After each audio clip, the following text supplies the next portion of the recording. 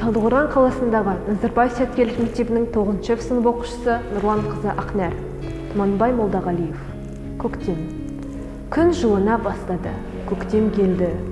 Ұнатамын бетіммен өпкен желді. Шартылдайды найзағай көк аспанда, салып жатыр қып-қызыл отпен белгі. Күн жылына бастады, жаңбыр жауды. Бұлттар жаба бастады алатауды. Күн ашылса әжемнің ақ бұзауды, қырға баруға көңіл ауды. Күн жылына бастады дала гүлдеп, ақыл айтты қозыңды баға білдеп.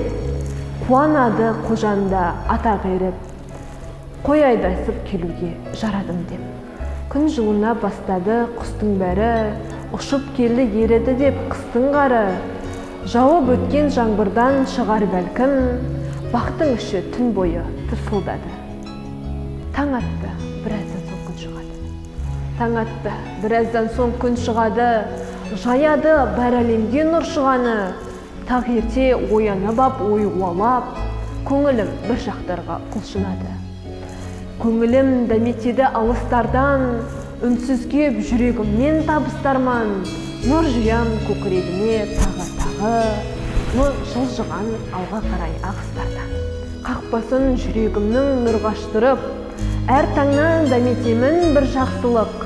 Әр әнді кеудемдегі оятсында, жіберсін жолаушыға жолдас қылып.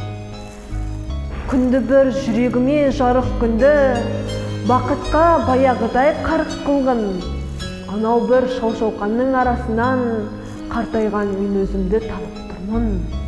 Кәрілік көздерімді бақырайтып, арманның келді үйіме аты қайтып. Аяймын өз-өзімді оңашада, қоямын өз-өзіме ақыл айтып.